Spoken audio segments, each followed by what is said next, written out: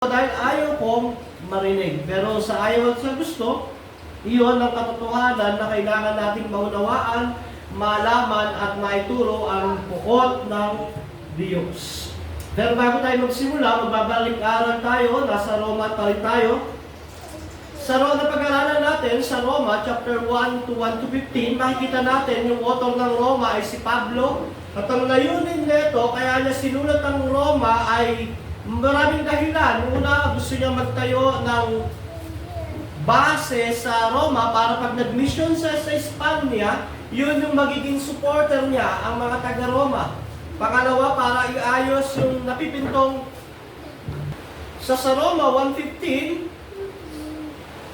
nalaman natin na ang author ng Romans ay si Paul, at ang layunin niya ito para makapunta siya roon, makapangaral ng salita ng Panginoon, makatulong doon sa mga taga-Roma dahil nabalitaan niya ang kanilang pananampalataya sa Diyos. At dito, nalaman din natin yung prayer ni Pablo sa mga taga-Roma dahil sa yung prayer niya sa Diyos dahil sa kanila. At ang desire niya na makapagbigay ng kaloob sa mga mananampalataya sa Roma.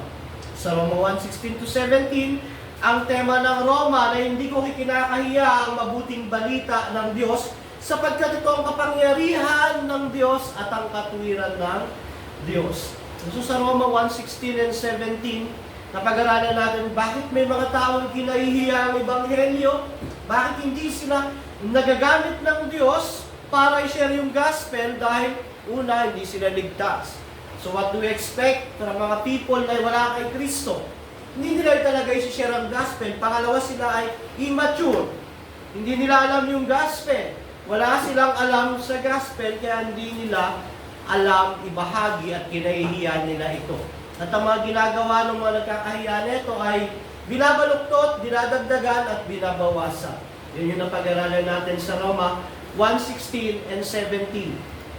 Sa chapter 18 at 32 naman, pagkatapos natin malaman ng mabuting balita ang kapangyarihan ng Diyos, ang katuwiran ng Diyos, sa 18 to 32 naman, makikita naman dito ang puot ng Diyos. At sa ilustrasyon natin kanina, bakit nga ba napupuot ang Diyos? You tell me. Sabihin niyo sa akin, bakit napupuot ang Diyos? At yun yung makikita natin sa babasahin natin ng pag-aaralan. Pero bago yan, ang pagkapuot ng Diyos ay mababasa at paulit-ulit na itinuturo ng Biblia. Sa Bilang chapter 25 verse 3, andyan ang pagkapuot ng Diyos. Sabi, sumali sa pagsamba kay Baal-peor ang mga Israelita, kaya nagalit sa kanila si Yahweh. Sa Deuteronomy 4:25, ang bilin ng Diyos kung gaano katagal ang abutin ninyo roon, kahit kayo magkaanak at magkaapo, huwag kayong gagawa ng mga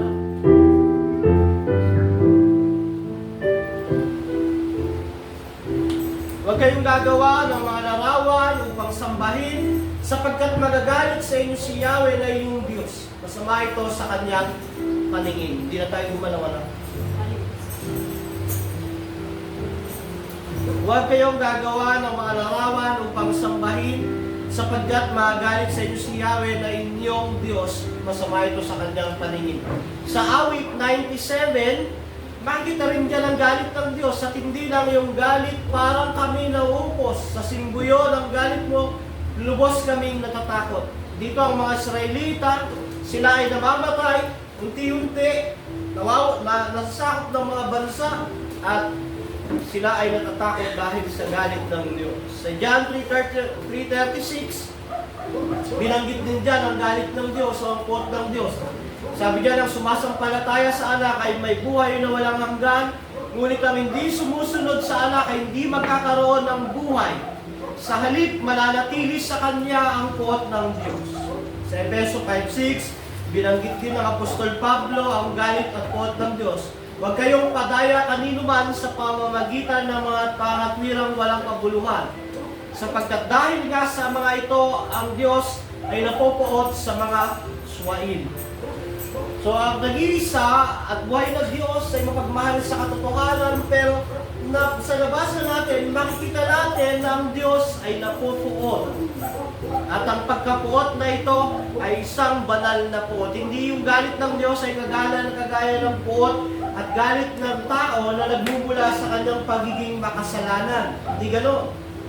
Hindi nagagalit ang Diyos dahil meron siyang kasalanan ng pagkamuhi, kundi ang pagkapuot at galit ng Diyos ay nagmumula sa kanyang pagmamahal sa katotohanan, pagmamahal sa purity, pagmamahal sa kabanalan, pagmamahal sa katwiran. Iyon ang pinagmumulan ng galit ng Diyos o puot ng Diyos. Nagmumula ang puot ng Diyos dahil sa kanyang pagmamahal sa kabutihan, dahil sa kanyang pagmamahal sa katarungan, sa kabanalan. Alam mo ba't nagagalit ang Diyos? Bakit napupuot ang Diyos? Bakit namumuhi ang Diyos? Dahil mahal niya ang katotohanan, mahal niya ang kabutihan, mahal niya ang kabanalan. At dahil mahal niya ito, kinamumuhian niya ang kabaliktaran nito. At ito ang makikita natin sa pangangaral ng Apostol Pablo sa Roma chapter 1, 18 to 32. At yun po ang message natin ngayong umaga. Samahan niyo at basahin natin ang Roma chapter 1, 18 to 32. Nahayag mula sa langit ang puot ng Diyos laban sa lahat ng kalapastanganan at kasamaan ng mga tao, dahil sa kanilang kasamaan ay inahadlangan ang katotohanan. Sapagkat ang maaaring malaman tungkol sa Diyos ay maliwanag, dahil iyon ay pinapahayag sa kanila ng Diyos.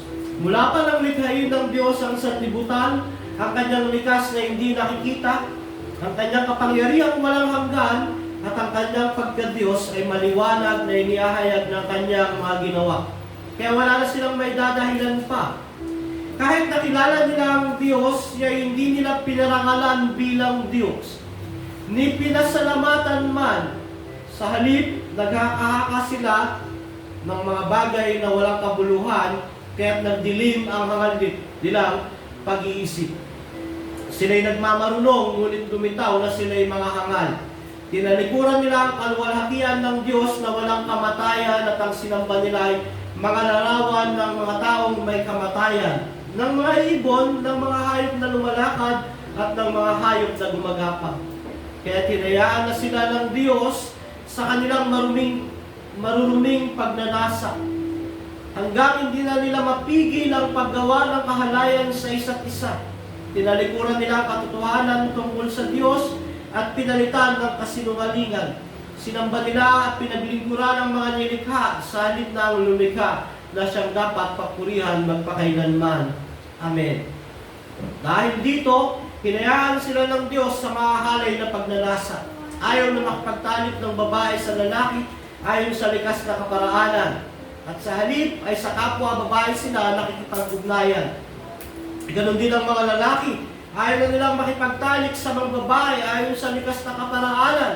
At sa kanilang kapwa lalaki sila na uhumaling. Ginagawa nila ang mga kasuklam-suklam na bagay, kaya't sila'y paparusahan ng nararapat sa kanilang masasamang gawa. At dahil ayaw nilang kilalanin ng Diyos, hinayaan sila ng Diyos sa masasamang pag-iisip at sa mga gawaing kasuklam-suklam.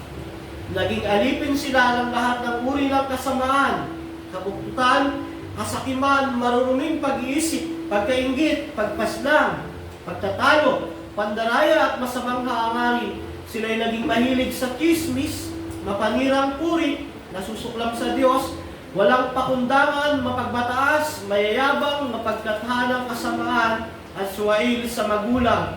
Sila'y naging mga hangal, mga taksil, mga walang puso, at di marunong lumingap sa kapwa. Nalalaman nila ang utos ng Diyos na karapat-dapat sa parusang kamatayan ng mga gumagawa dito.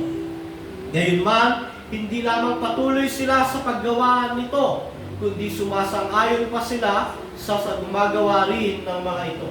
Salamat sa pagkabasa ng salita ng Panginoon.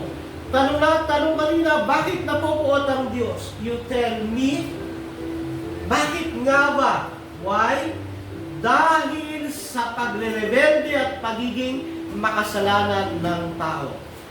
Dahil sa pagmamahal ng Diyos, sa katwiran, kabanalan, katarungan, kinamumuhian niya, kinapuputan ang kasalanan at pagre-rebelde ng tao. At yun ang message natin, ang puot ng Diyos. Makikita natin yan sa Romans 1:18-32. Habang nagpapatuloy tayo sa series, tatapusin natin ngayon yung chapter 1 ng Romans. At meron tayong 3 puntos. Sa una, ang kapahayagang may Diyos ay malinaw. Napakalinaw na merong Diyos. Pangalawa, ang pagre-rebelde ng tao ay nagtutulak sa puot ng Diyos. Malinaw na may Diyos, napakalinaw na may Diyos, pero ang tao ay nagre-rebelde, ayaw kilalanin, tanggapin ng Diyos, ang palatayaan ng Diyos, ayon sa kanyang nais. At ang pagre-rebelde ng tao ay nagtutulak para mapuot ang Diyos. Pangatlo, ano ang ginagawa ng puot ng Diyos sa mga hindi kumikilala? Sumasamba, nagpapasalamat, nagsisisi at hindi tumatalikod sa kasalanan at hindi sumasampalataya kay Jesus? Ano nga ba? You tell me. Ano? May 3 bagay na binabanggit doon. Una, pinabayaan sila sa pagsamba sa Diyos-Diyosa. Pangalawa, pinabayaan sila sa kahalayan. Pangatlo, pinabayaan sa masasamang gawain. So, 3 puntos. Sa pangatlong puntos, meron pang 3 puntos. At doon, makikita natin na ang paraan ng pagpaparusa pala ng Diyos ay pagpapabaya. Hindi pinatay, hindi pinahirapan, pero pinabayaan. Ganon ang mabigat at nakakatakot na pagpaparusa ng Diyos. At ang ating unang puntos, ang kapahayagang may Diyos ay malinaw.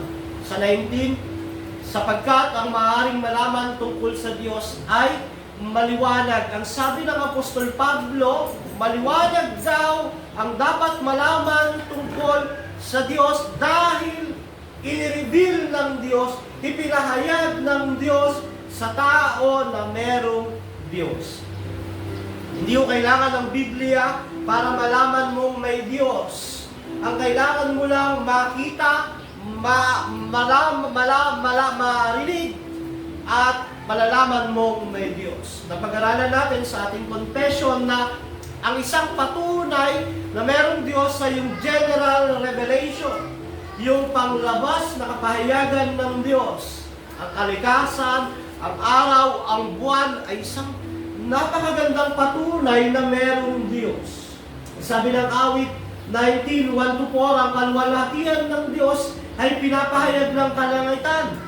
So, ang glory ng Diyos ay pinapahayag ng kalangitan. Ang ginawa ng kanyang kamay ay pinapakita ng kalawakan. Sa bawat araw at gabi, pahayag ay walang patlang, patuloy na nagbibigay ng dunong at kaalaman. Doon pa lang sa awit, malalaman na through general revelation na merong Diyos. At ninais, niloob ng Diyos na maipahayag yon sa tao. Kaya ang maaaring malaman tungkol sa Diyos ay maliwanag. At sa 20, mula pa ng likhain ng Diyos ang sanlibutan, ang kanyang likas na hindi nakikita, ang kanyang kapangyarihan walang hanggan, ang kanyang pagka-Diyos ay maliwanag na inihahayag ng kanyang mga ginawa.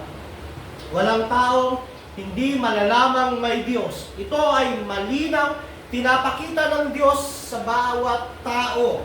Kahit walang Biblia, makikita, mararamdaman ng tao na merong Diyos. At sabi diyan, haya't wala na silang maidadahilan pa.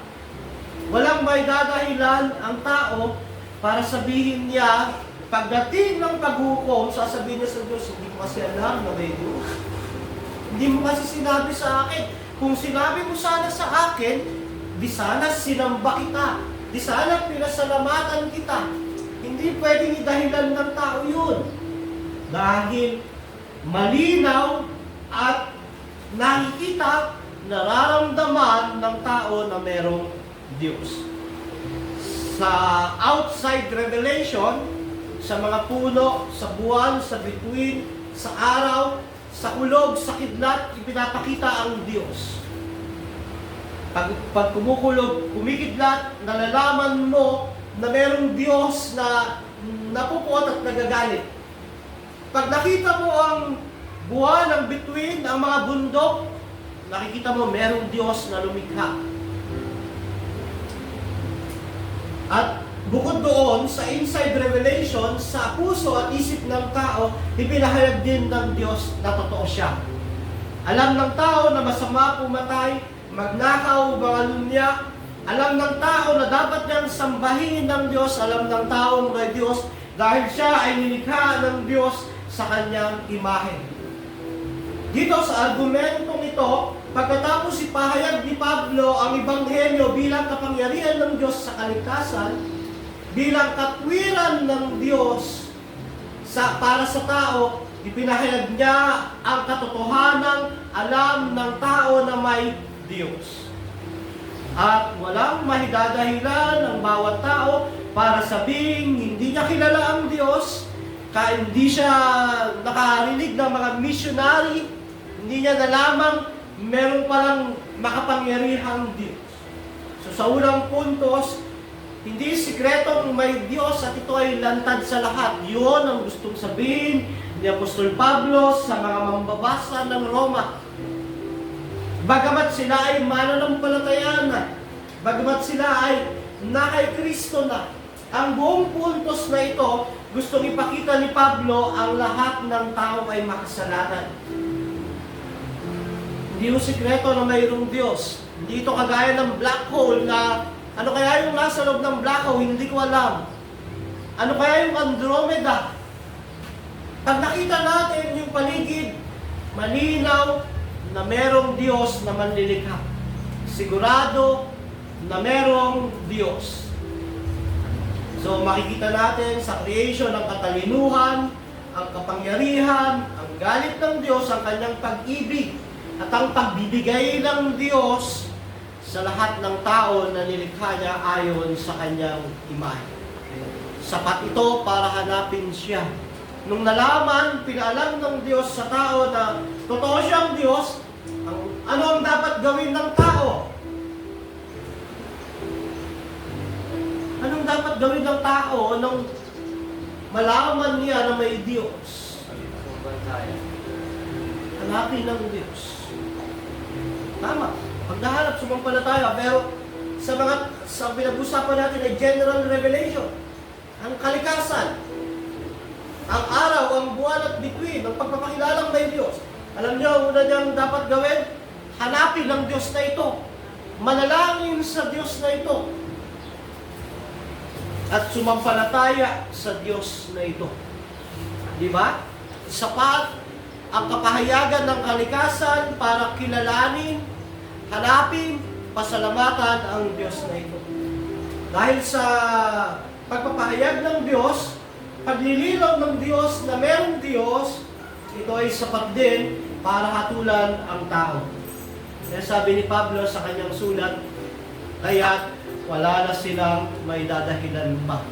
Sa mga taong hindi naghahanap sa Diyos, sa mga taong hindi sumasamba sa Diyos, sa mga taong gumagawa ng ibang Diyos, sabi ng Apostol Pablo, wala silang may dadahilan pa.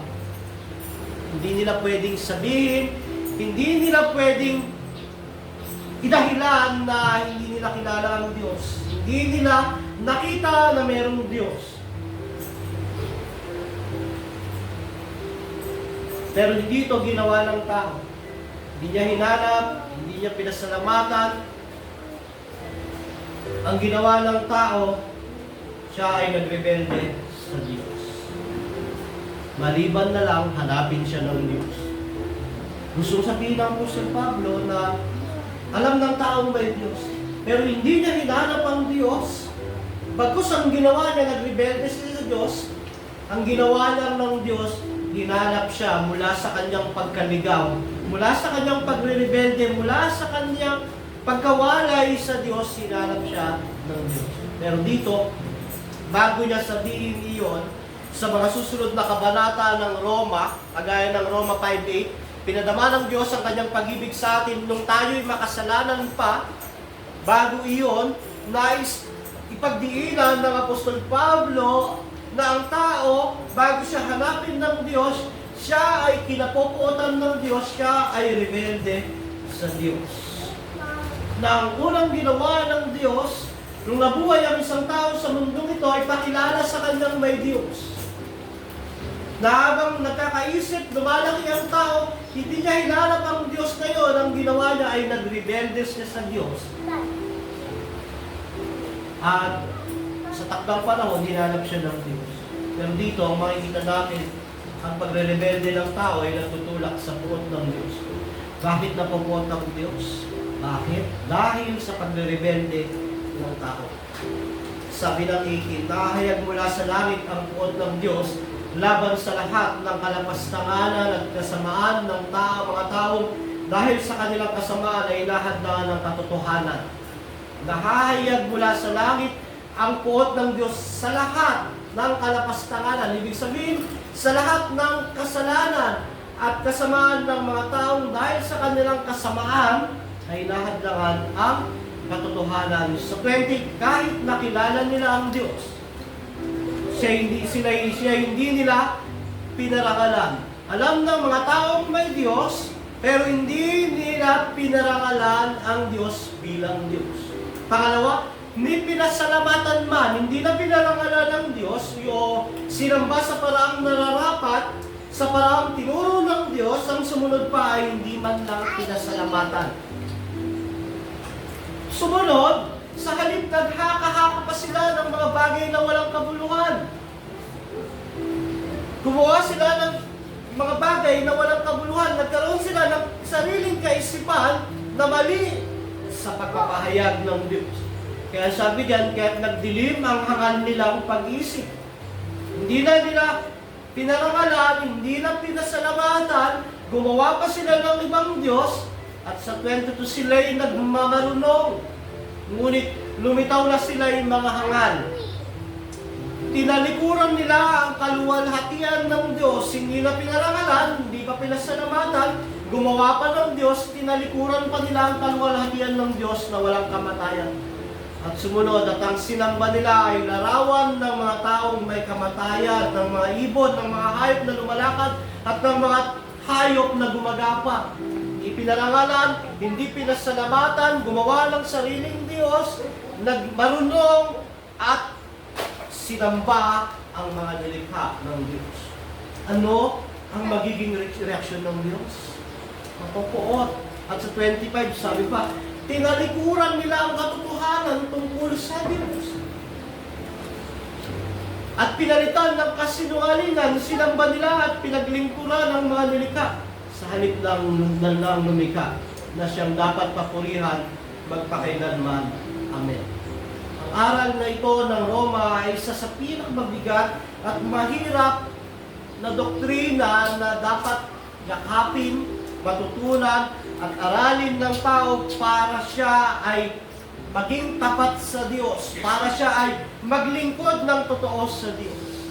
Makikita natin, hindi na tayo umanda, nandun pa rin. I-focus naman nila sa chapter 2 tayo. Chapter 2. Masaktan God. Ito lang 2.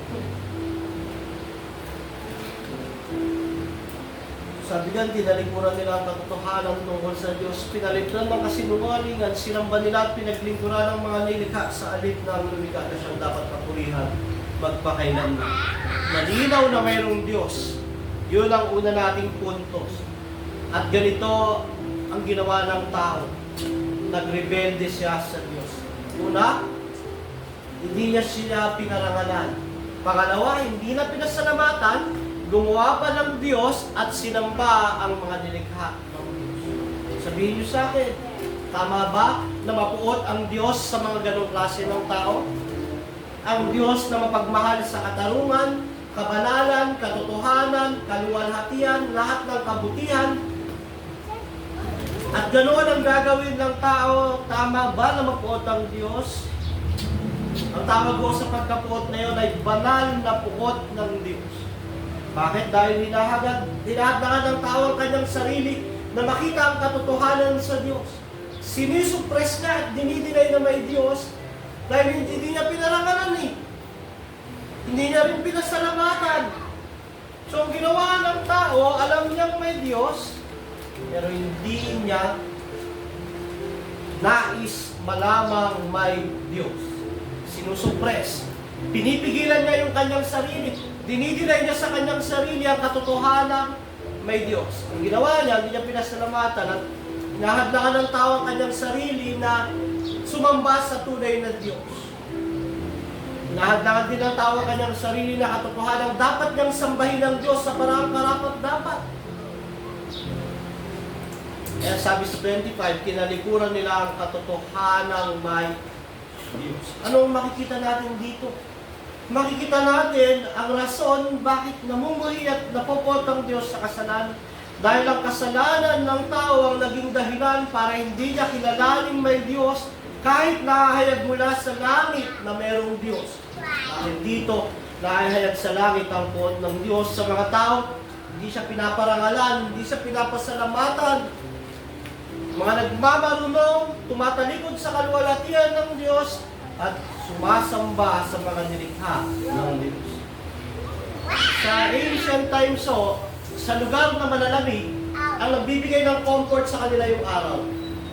Dahil nakikita nila yung araw, ang nagbibigay ng comfort sa kanila, ang kaisipan ng mga tao doon, sinasamba nila ang araw, yung sun god. Ngayon, sa mga mainit naman na lugar, ang nagbibigay ng comfort sa kanila ay yung buwan. Sinasamba naman nila yung buwan, si Saturn, which is nagpe-pertain ng Sabado, ang Linggo, ang Sunday. So, sinasamba nila ito. Sa ibang lugar naman na ang mga nagbibigay sa kanila ng pagkain ay yung ilog, andun yung isda, sinasamba nila yung ilog. Dito, makikita natin, noong unang panahon pa lang at sa kasaysayan, kung paanong ginagawa talaga ng tao ito. Bagamat ito ang makalumang paraan ng pagre-rebelde ng tao sa Diyos. Sa makabagong panahon naman, ganito ang pagre-rebelde ng Diyos. Una, pag pinanganak ka, magbibigay sa iyo ng comfort, pagmamahal ang mga magulang mo, ang pamilya mo. So ang gagawin ng tao, mas papahalagahan niya ang kanyang pamilya, ang kanyang magulang, which is aabot sa punto ng pagsamba sa mga mahal niya sa buhay at pagtalikod sa Diyos. Pangalawa, sa panahon na sila ay nangangailangan, bibigyan sila ng pagpapala ng Panginoon ng mga hanap buhay na galing sa Diyos.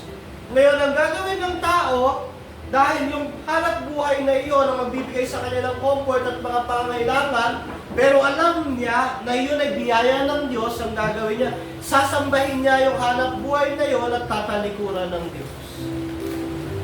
Yung mga tao na walang trabaho, mananalangin sila sa Panginoon. Panginoon, bigyan mo ako ng trabaho para matulungan mo yung magulang ko, para ma-provide ko yung pangailangan ko, para makatulong din ako sa church. Pero pag nandiyan na yung trabaho, dahil nabibigay yung pangailangan niya, yung comfort niya, ang gagawin ng tao, sasambahin yung trabaho, ipagpapalit ang Diyos at ang gawain ng Diyos para sa mga biyaya na pinagkaloob ng Diyos. Ang araw ay biyaya ng Diyos para sa ikabubuti ng mga kanyang nilikha. Pero hindi dapat sambahin ang araw, kundi dapat sambahin ng Diyos, pasalamatan ng Diyos dahil sa araw. Ganon din ang buwan, ang bituin, ang makalikasan. Lahat yan ay mga biyaya ng Diyos para sa kanyang nilikha at nang sa ganon, mamuhay sila ng may komportableng buhay, isang maaliwalas na buhay, isang buhay na ipoprovide ng Diyos through means ng kanyang creation. Pero hindi dapat sambahin at ipagpalit sa Diyos. Ang hanap buhay, ang trabaho, ang pamilya, ang mga bagay na nandito sa mundo ito ay mga galing sa Diyos at biyaya sa Diyos. Hindi dapat ipagpalit sa Diyos. Pero ito yung gustong sabihin ng Roma chapter 1, 18 to 32. Alam na may Diyos. Literally, alam ng tao na yung magulang niya, bigay ng Diyos. Na yung trabaho niya, bigay ng Diyos. Yung Yung negosyo niya, lahat ng meron siya bigay ng Diyos, kahit yung buhay niya bigay ng Diyos. Pero ang ginagawa ng tao, hindi niya pinaparangalan ng Diyos. Gumagawa siya ng sariling Diyos, ginagawa ng Diyos yung mga kaloob ng Diyos sa kanya, ginagawa niyang Diyos yung kanyang sarili, at hindi niya pinapasalamatan man ang Diyos. Paano niya nagagawa ito? Naghahaka-haka sila ng mga walang bagay na kabuluhan. Kagaya ng maiintindihan naman ng Diyos. Di ba? Iyan yung mga madalas na haka-haka na mga bagay na walang kabuluhan na nagiging dahilan para maging hangal ang ating pag-iisip. Nagiging dahilan para magmarunong at lumitaw tayong hangal dahil sa ating kaisipan at paghahaka-haka. At ang isa sa haka-haka na madalas kong naririnig ay maiintindihan naman ng Diyos. Para naman ito sa Diyos. Yung mga taong nagsasabing maintindihan naman ng Diyos, yun yung palusot nila o paghahaka-haka nila para isiping tinatanggap ng Diyos ang pagre-rebelde nila sa Kanya. Para bigyan ng kapayapaan yung kanilang puso na sa loob noon ay puno ng pagre-rebelde at paghihimagsik sa Diyos. So, ang ginawa nila, tinalikuran nila ang kaluwalhatian ng Diyos. Pag ang tao, ang laging katwiran, bakit siya nagkakasala sa Diyos, tumatalikod sa Diyos, pinapabayaan ang gawain ng Diyos, ay maintindihan naman ng Diyos. Isa lang ibig sabihin niyan. Sa 23, tinalikuran nila ang kaluwalhatian ng Diyos na walang kamatayan. At ang sinamba nila ay mga larawan ng mga taong may kamatayan, mga creation, ng mga ibon, ng mga hayop, ng mga lumalakad at hayop na gumagapang. At papunta iyon sa tinalikuran nila ang katotohanan tungkol sa Diyos at pinalitan ng kasinungalingan. Ay ba bilang mananampalataya, nabubuhay ba tayo sa katotohanan o sa ating sariling haka-haka?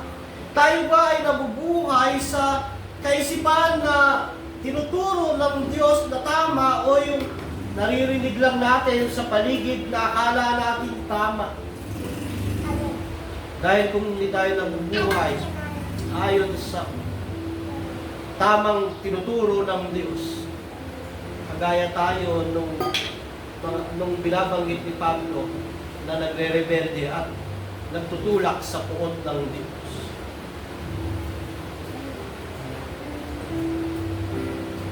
At alam natin,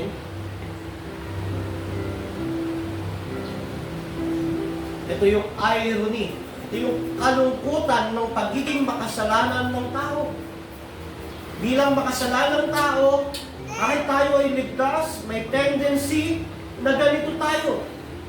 Kung ang mga ligtas na, may tendency na maging ganito, ang mga unbeliever, ganito talaga. At reminder, ito sa bawat isa sa atin. Baka may time na naghahaka-haka tayo ng maling kaisipan. Baka may time na tumatalikod tayo sa katotohanan at ang nasasamba natin yung mga bagay na nilikha ng Diyos. Ito ay nagtutulak para sa puot ng Diyos. At ang lahat ng tao ay accountable sa Diyos. Dito sa sulat ng Apostol Pablo, pinakilala niya ang Ebanghelyo, pinakilala niya ang puot ng Diyos hanggang chapter 3 to 20 iyan. Kaya sa Roma 3:10, sabi ng Apostol Pablo, walang matuwid, wala ni kahit isa. Sa Roma 3:23, ang lahat ay nagkasala, walang nakaabot sa kaluwalhatian ng Diyos. Isang magandang ilustrasyon ng total depravity ng tao. At yun ang napakagandang simula talaga ng Ebanghelyo. Makita at malaman ng tao ang pagiging rebelde at makasalanan niya. Sa mga wala kay Kristo, ganun ang kalagayan. Rebelde, totally depraved. Sa na kay Kristo, pwede silang bumalik sa ganung kalagayan. Kaya dapat ang gawin nila palagi magbantay, manalangin at magsisi. At sumunod ang ginawa ng Apostol Pablo. At yung pangatlong puntos natin, ano ang ginagawa ng puot ng Diyos sa mga hindi kumikilala? Sa mga hindi siya pinaparangalan, sa mga hindi sumasamba, sa mga hindi nagpapasalamat, sa mga hindi nagsisisi at tumatalikod sa kasalanan, at hindi sumasampalataya kay Jesus. Ano nga ba? Una, binibigay ng Diyos ang gusto nila. Ganon magparusa ang Diyos. Binibigay ang gusto ng makasalanang puso nila. Binibigay ang gusto ng kanilang isip na nadumihan ng mga kasamaan at kahalayan. O sa madaling salita, pinapabayaan sila sa kanilang kasalanan at kasamaan. Iyon ang pagpaparusa ng Diyos. Binibigay ng Diyos ang gusto. Tawag diyan ay, kumbaga, yung bigay hilig ba? Bigay hilig. Yan ang ginagawa ng Diyos sa mga taong ayaw kumilala sa Kanya. Ayaw sumamba sa Kanya. Ayaw magpasalamat sa Kanya. Ayaw magsisi. Binibigay ang hilig. Sa 24, sabi diyan, dahil alam nilang may Diyos, malinaw na may Diyos, pinahayag ng general revelation ng Diyos. Pero ang ginawa ng tao, nagrebelde, hindi siya pinarangalan, hindi siya pinasalamatan, naghaka-haka sila ng kanilang Diyos, sumamba sila sa mga nilikha. Kaysa sa nilikha, sa 24, sabi, kaya tinayaan na sila ng Diyos sa kanilang maruming pagnanasa, hanggat di na nila mapigil ang paggawa ng kahalayan sa isa't isa. Tinalikuran nila ang katotohanan tungkol sa Diyos at pinalitan ng kasinungalingan. Sinamba nila at pinaglingkuran ang mga nilikha sa halip ng lumikha na siyang dapat papurihan magpakailanman. Amen. Pinabayaan sila ng Diyos sa maling katuruan. Pinabayaan sila ng Diyos sa pagsamba sa mga bagay na nilikha ng Diyos. Pinabayaan sila ng Diyos na gumawa ng kahalayan sa isa't isa. Ibig sabihin na sila pare-parehas sila, sumasamba sila o nagkakaroon sila ng idolatry. Pinabayaan sila sa rebulto. Pinabayaan sila sa maling doktrina, prosperity gospel, social gospel, mga hindi naniniwala sa Trinity. Pinabayaan sila ng Diyos doon. Gusto niyo yan eh. Parang sa karupan ng Diyos. Gusto niya, ayaw niyo akong parangalan bilang Diyos, dahil ang Diyos sa Espiritu, dapat siyang sambahin sa Espiritu at katotohanan. Eh ang gusto niyo, meron laging pag-aalayan ng pagsamba ayon sa Espiritu at sa katotohanan. Ginawa ng Diyos, hinayaan sila sa pagsamba sa Diyos. Pinabayaan silang sambahin yung araw, yung buwan, yung bituin, yung negosyo nila, yung pamilya nila, yung trabaho nila. Pinabayaan silang sumamba sa kanilang sarili, na ang sarili nila ang masusunod, na ang gusto nila ang masusunod. Dapat ang tao, pag meron na siyang sariling theology na wala sa Biblia, meron na siyang pananaw na hindi tinuturo ng Biblia na nagtataas sa mga binigay ng Diyos, nilikha ng Diyos, isa lang ibig sabihin nun. Blessing yun, pastor. Bawa, yung mayaman siya, tapos hindi siya nakapagsisimba ng linggo. Napopromote siya sa trabaho, gumaganda ang kanyang career, pero wala na siyang panahon sa Diyos. Blessing yun, pastor. Yes, blessing yun ng Diyos. Pinabayaan siya ng Diyos doon sa pagsamba niya sa blessing ng Diyos. Blessing iyon na magdadala sa kanya sa kapahamakan. Dahil ayaw niyang kilalanin ng Diyos, ayaw nilang sambahin ng Diyos, ayaw nilang parangalan at pasalamatan ng Diyos. Blessing yun, pero hindi yun ang tunay na blessing. Dahil ang tunay na blessing, habang binibless ka ng Panginoon, spiritually, physically, financially, mas lalo kang lumalapit sa Kanya. Ang tunay na blessing, yung mga bagay na maglalapit sa iyo sa Diyos.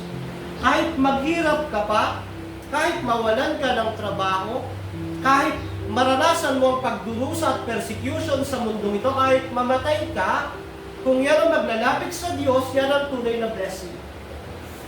Ang mga apostol ay namatay lahat sa nakakatakot na paraan. May pinugutan ng ulo, merong pinatay sa tabak, may pinako ng papaligtad. Blessing ba yun? Blessing ba yun? Yes. Pero sa mundo ngayon, iba ang pananaw ng blessing. Ang pananaw ng blessing, umuunlad ang negosyo mo. Gumaganda ang karir mo sa trabaho. Yumayaman ka, hindi ka nagkakasakit, pero set aside, kung maliit na lang yung Diyos sa buhay mo. Hindi mo yun ang blessing.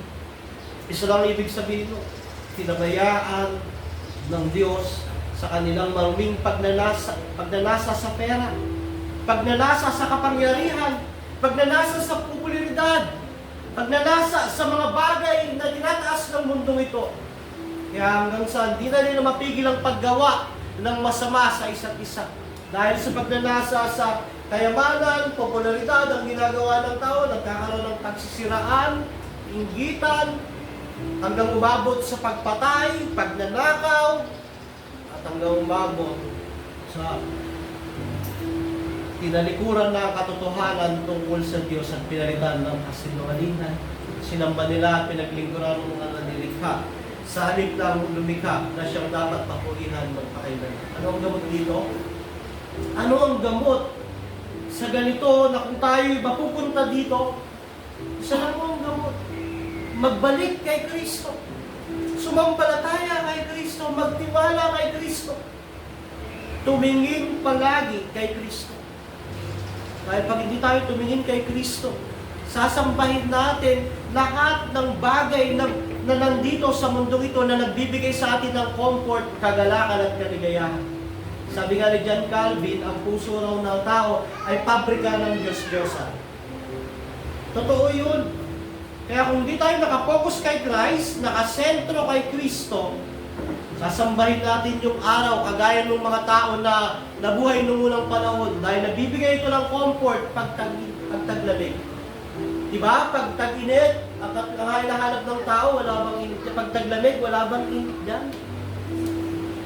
Pag ngayon tag-init, ang hinahanap naman ng tao, wala bang taglamig? Ay, salamat, gabi na. Pag taglamig naman, ay, salamat, maliwanag na. Kaya kung wala nang focus natin kay Kristo, sasambahin din natin yung trabaho natin. Kasi yan ang nagpo-provide sa amin. Nakalimutan na galing yun sa Diyos. Sasambahin natin yung negosyo natin, nakalimutan na bigay pala iyon ng Diyos. Kaya kung hindi tayo nakapokus kay Kristo, doon tayo mapupunta. At kung wala tayo kay Kristo, para magiging matigas ang ating puso, magre-rebelde tayo, pababayaan tayo ng Diyos sa pagsamba sa Diyos. Pangalawa, pinagbayaan sila. Anong ginagawa ng Diyos sa mga taong ayaw kinalanin siya, pasalamatan siya, sambahin siya, talikuran ng kasalanan, pinabayaan sila sa kahalayan. Sabi dyan sa 26, dahil dito, hinayaan sila ng Diyos sa mahalay na pagnanasa. Ayaw na makipagtalik ng babae, lalaki, ayon sa likas na kaparaanan at sa halip ay sa kapwa babae ay sila nakipaglayad. Ganon din ang mga lalaki, ayaw na nila makipagtalik sa mga babae ayon sa likas na kaparaanan at sa kanilang kapwa lalaki sila na umaling. Ginagawa nila ang mga suklam-suklam na bagay, kaya sila paparusahan ng nararapat sa kanilang masasamang gawa. Una, pinabayaan sila ng Diyos na hindi siya sambahin. Sumambasin, pinabayaan sila sa pagsamba sa ibang bagay. Pangalawa naman, pinabayaan sila sa paggawa ng hindi normal na bagay. Diba? Una, pinabayaan sila ng Diyos na hindi siya sambahin. Ngayon, pinabayaan sila ng Diyos sa paggawa ng hindi normal na bagay. Kaya dito, yung babae ayaw na sa kapwa sa lalaki, gusto niya na kapwa babae. Yung lalaki ayaw na sa kapwa sa babae, gusto niya sa kapwa lalaki. Kaya ngayon, laganap ang kabaklaan. Laganap ang pagbibigay ng hakbang para maitatag ang karapatan ng mga taong nilalapastangan ng Diyos sa pamamagitan ng yung mga platform ngayon ng LGBT. May mga lugar sa mundo na pag hindi ka hindi ka umaayon sa same-sex marriage, ikaw ay tawag dito ay cancel culture, hindi ka papansinin, hindi ka tatakilikin, ikaw ay kamumuhian. Makikita natin dito na yung mga taong ayaw kumilala sa Diyos, pinabayaan sila ng Diyos na gawin yung hindi normal na gawain na ginagawa ng mga tao na ito, pilit-pilit nila na maging normal yung hindi normal. Kaya ang pagiging bakla ba ay kasalanan? Opo. Ang pagiging tomboy ba ay kasalanan? Opo. Parang nung si Kristo, sabi ni Kristo, isipin mo pa lang na masama ang tao, mapukod ka pa lang sa kanya, pumapatay ka na. Gayon din sa magnasa ka pa lang ng kapwa mo lalaki, ikaw ay nakikiapid na sa iyong isip. So dito, makikita natin ang hatol ng Diyos sa mga di kumikilala sa Kanya, hindi sumasampalataya sa Kanya, hindi nagpapasalamat sa Kanya, ay pinababayaan sila sa kanilang kahalayan.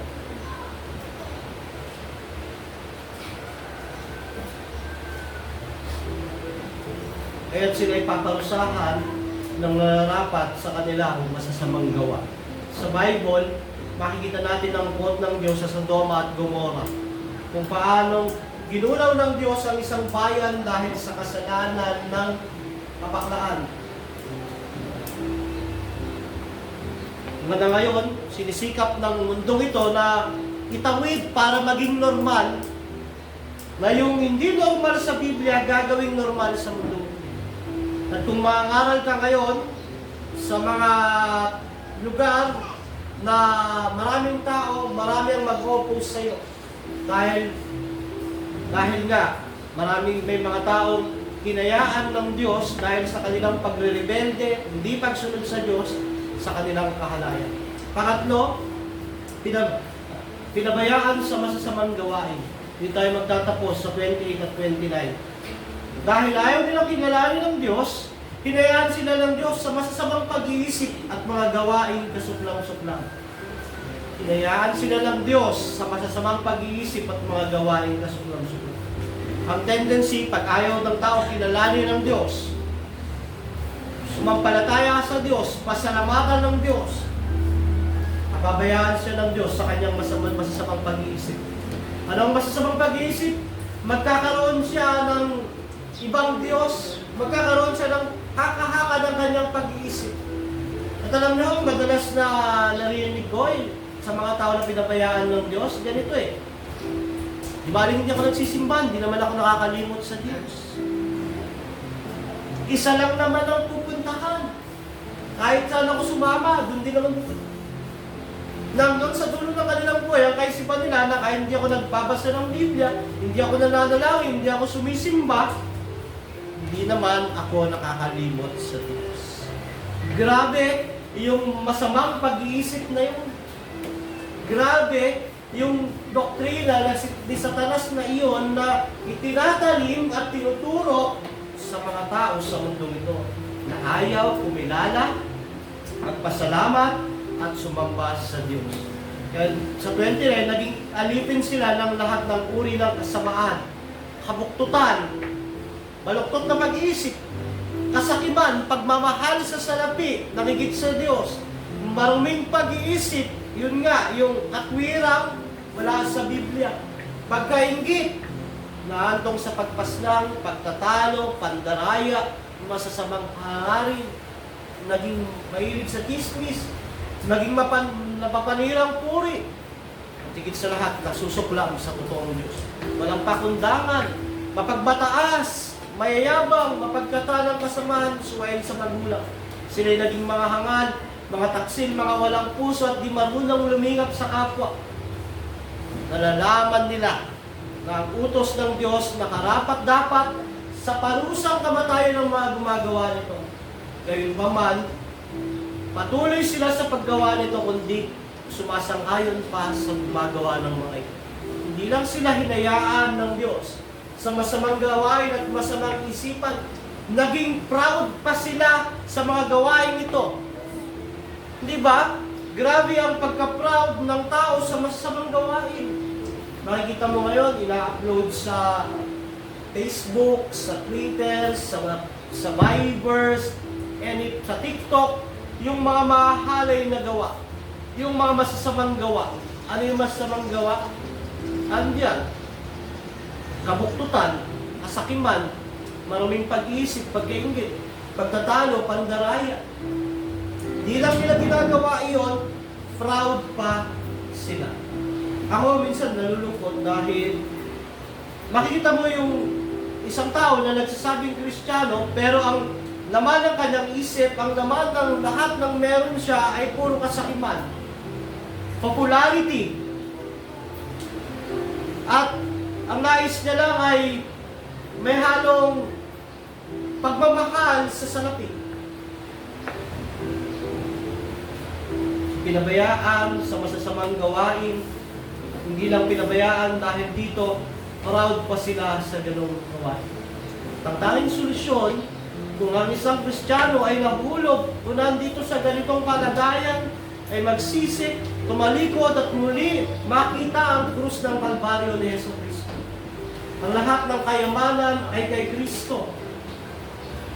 Pero para iligtas ang mga taong makasalanang kagaya natin, tinalikuran niya lahat iyon.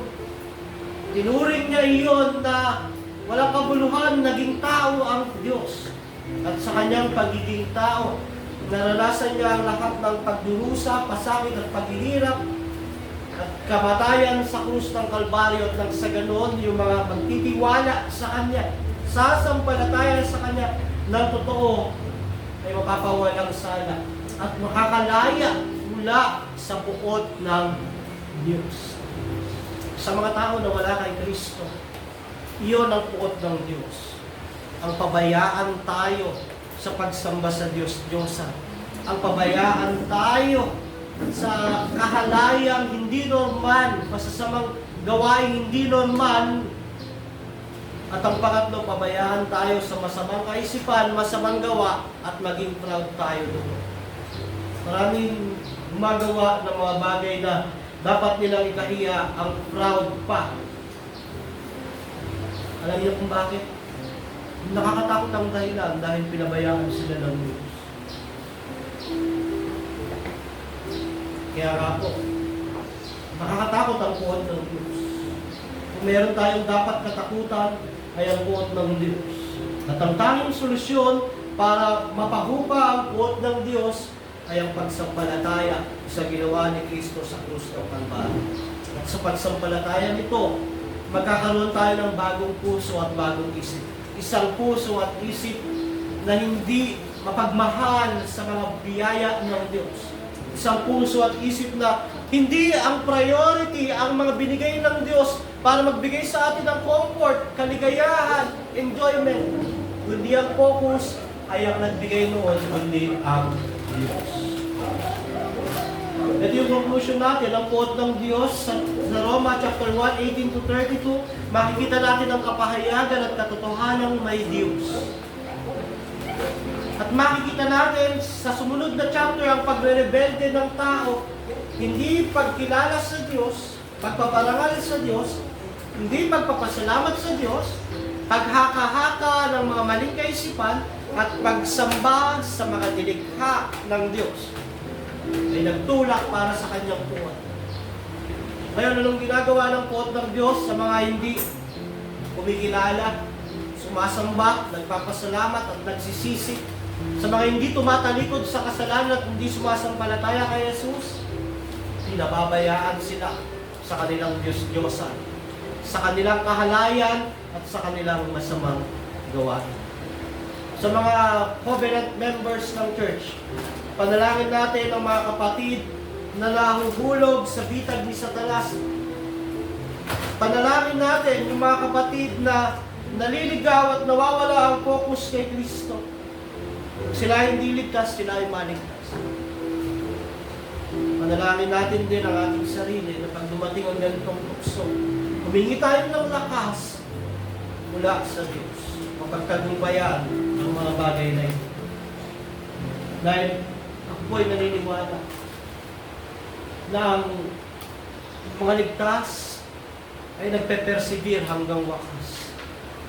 Pagtatagumpayan ang mga bagay na mahirap pagtagumpayan sa mundo ito dahil sila ay pinapanatili ng Diyos.